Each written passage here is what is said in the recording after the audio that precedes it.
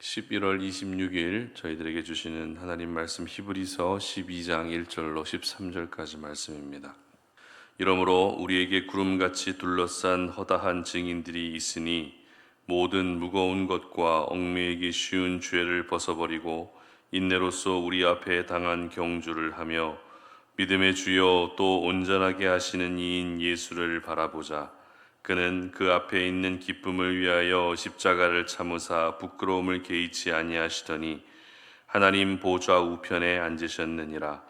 너희가 피곤하여 낙심하지 않기 위하여 죄인들이 이같이 자기에게 거역한 일을 참으신 일을 생각하라.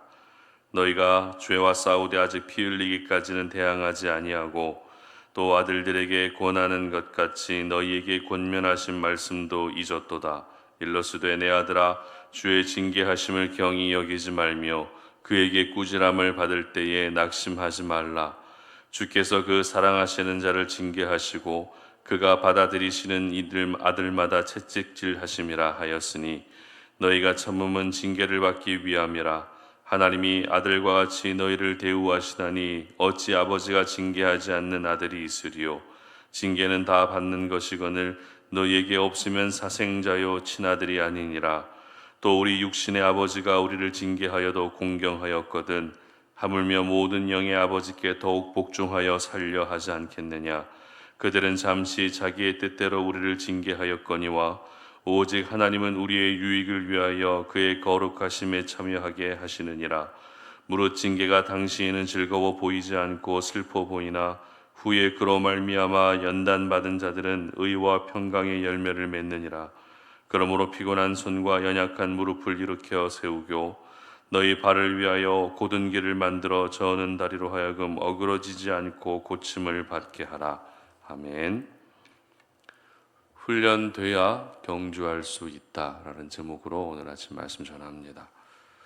우리 주변에는 마치 싸우기 위해 태어났다는 착각이 들게 하는 분들이 계십니다. 그래서 그분들이 가는 곳은 별거 아닌 일에도 항상 다툼이 생기고 갈등이 생기고 싸움이 일어나는 것을 볼 수 있습니다. 닭의 종류에도 싸움을 위해 개량된 품종을 싸움닭이라고 합니다. 이 싸움닭을 보면 일반 닭과는 생김새부터가 다르죠. 일단 수탉이고 또 목과 다리가 길고 동작이 민첩하고 또 성질이 사나운 특징을 가지고 있습니다. 그래서 잘 싸우는 사람을 가리켜 싸움닭이라고 비유적으로 말하기도 합니다. 이 싸움은 굉장한 에너지가 소비되는 일입니다. 그리고 정신적인 스트레스도 꽤나 심합니다. 그런데 왜 사람들은 그 많은 에너지가 소비되는데도 불구하고 싸우려 하는 것일까요? 이유는 간단하겠죠.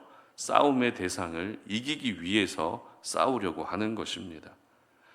이겨야 속이 풀리고 이겨야 살 것 같기 때문에 많은 에너지를 소모하면서까지 싸우게 되는 것입니다. 싸움이라는 단어는 분명 우리에게 긍정적으로 다가오는 단어는 아닙니다.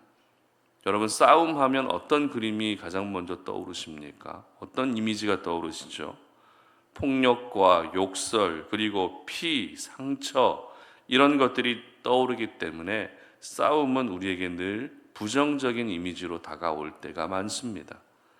하지만 싸움의 대상이 누구냐에 따라서 반드시 싸워야 할 싸움도 있다는 것을 기억할 수 있었으면 좋겠습니다.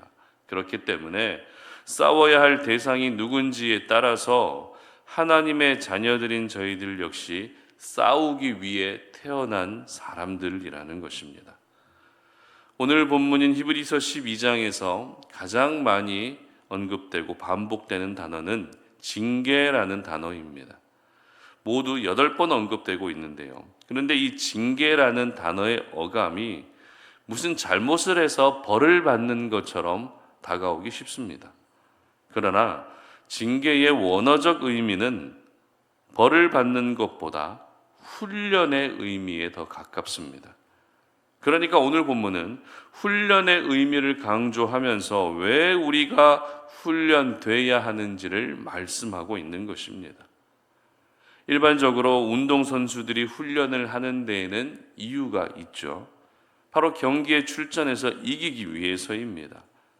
그래서 기초 체력부터 시작해서 전술 훈련, 기술 훈련, 정신력 훈련까지 할 수 있는 모든 훈련을 하게 됩니다. 그리고 결국 훈련 강도와 훈련 양에 따라서 실제 경기에서 이기고 지느냐의 결과로 이어지게 되는 것입니다. 마찬가지입니다. 하나님의 사람들도 훈련돼야 하는 이유가 있는데 그 이유는 바로 경주하고 싸우고 이기기 위해서입니다. 1절 보시기 바랍니다.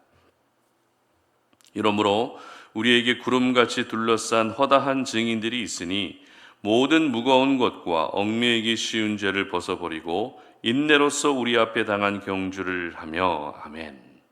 이처럼 운동선수들이 경기에 나서는 것처럼 저희들 역시 나서야 될 경기가 있다는 것입니다.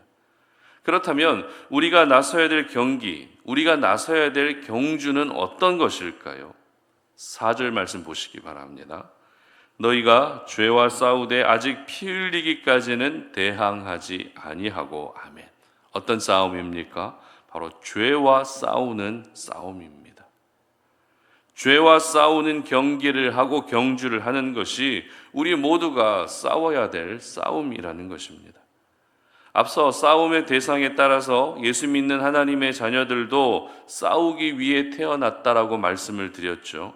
바로 저희들은 죄와 싸우고 또 어둠의 영들과 싸우기 위해 태어난 사람들이라는 것입니다. 죄에 대해서 그리고 악한 사탄 마귀에 대해서 우리도 싸움닭이 될 수 있어야 하는 것입니다.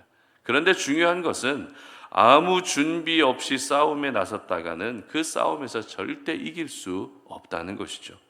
그래서 히브리서 기자는 훈련돼야 경주할 수 있고 훈련돼야 싸울 수 있고 훈련돼야 이길 수 있다라는 것을 말씀하고 있는 것입니다.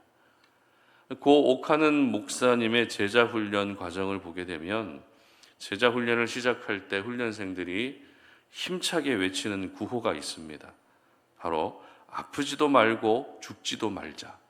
훈련 받는 도중에는 아프지도 말고 죽지도 말자라는 그런 구호를 외칩니다. 구호의 내용만 보면 굉장히 무섭죠.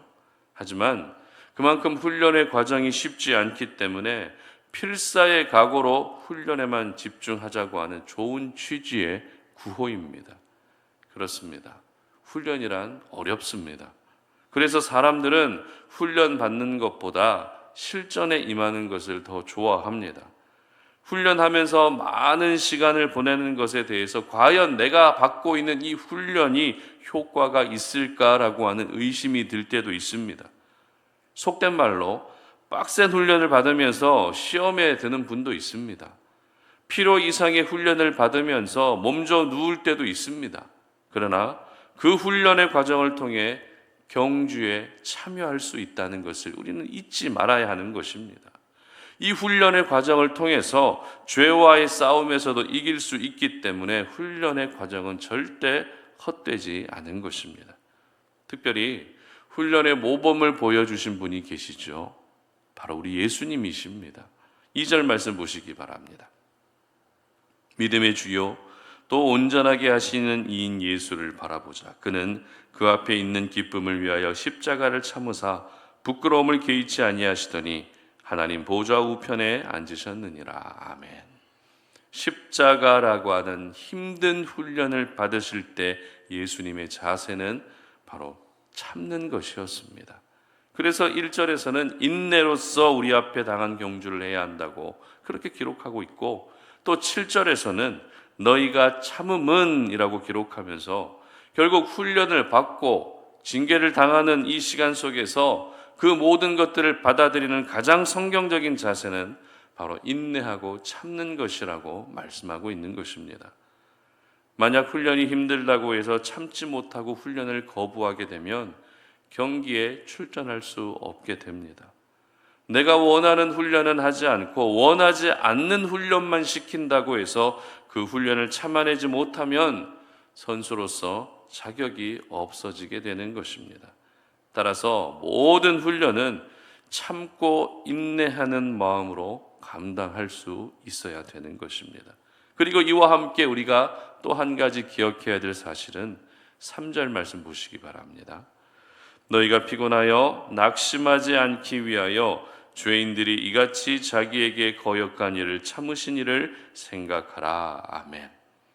훈련 받을 때 또 한 가지 자세는 절대 낙심하지 말아야 한다는 것입니다. 운동선수들이 훈련 도중에 가장 힘들어하는 순간이 언제인가 하면 고되고 힘든 훈련을 하면서 자신의 체력적인 한계를 느낄 때입니다. 그래서 나는 여기까지인가 보다, 나는 더 이상 안 되겠다라고 포기하고 자신의 모습에 낙심하게 되는 일이 있다고 합니다. 사람이라는 존재는 한계에 부딪히게 되면 누구나 절망적인 생각이 찾아오게 되죠. 그래서 낙심하게 됩니다. 그러나 우리의 이러한 연약함을 누구보다도 우리 하나님께서 잘 알고 계시기 때문에 훈련 받을 때 너희들은 절대 낙심하지 말라라고 말씀하는 것입니다. 이렇게 우리가 훈련을 참아내고 훈련 중에도 낙심하지 않는 사람들에게는 하나님의 약속이 있습니다. 11절 말씀 보시기 바랍니다. 무릇 징계가 당시에는 즐거워 보이지 않고 슬퍼 보이나 후에 그로 말미암아 연단받은 자들은 의와 평강의 열매를 맺느니라. 아멘. 그렇습니다. 바로 훈련에 따른 열매가 기다리고 있습니다. 의와 평강과 희락의 열매, 그리고 죄와 싸움에서 이기는 열매, 모든 경주에서 이기는 그 승리의 기쁨이 예비되어 있다는 것입니다. 그렇다면 하나님께서는 우리를 어떤 방식으로 훈련시키실까요? 사실 하나님은 우리를 훈련시키실 때 정해진 방식으로 훈련시키지 않으십니다.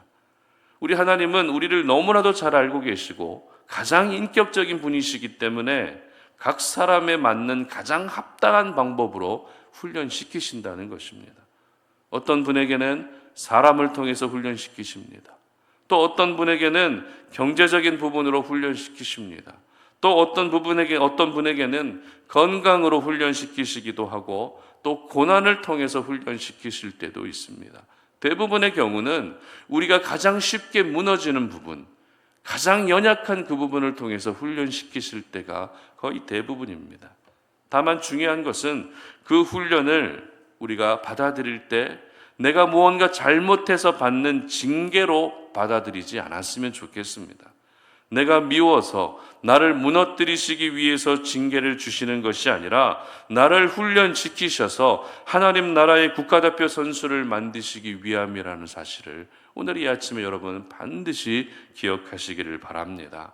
마지막으로 12절 말씀 함께 읽도록 하겠습니다. 그러므로 피곤한 손과 연약한 무릎을 일으켜 세우고. 아멘. 그렇습니다. 결국 저희들은 피곤한 손과 연약한 무릎을 다시 일으켜 세워야 하는 것입니다. 훈련이 힘들다고 해서 축 처져 있는 것이 아니라 그 훈련을 기꺼이 감당하는 마음으로 받아들일 수 있어야 한다는 것입니다. 비록 피곤합니다. 비록 육체적인 한계가 따라옵니다. 그러나 피곤한 손과 연약한 무릎을 일으켜 세우고 하나님이 시키시는 그 훈련을 기쁨으로 받아들이며 우리가 싸워야 될 그 싸움에서 반드시 이기고 승리하는 은혜가 있으시기를 주님의 이름으로 축복합니다. 함께 기도하겠습니다. 하나님 감사합니다. 밖에는 비가 오지만 그러나 주의 성전으로 달려와서 우리가 기도하며 오늘 이 하루를 하나님의 손에 맡겨드립니다.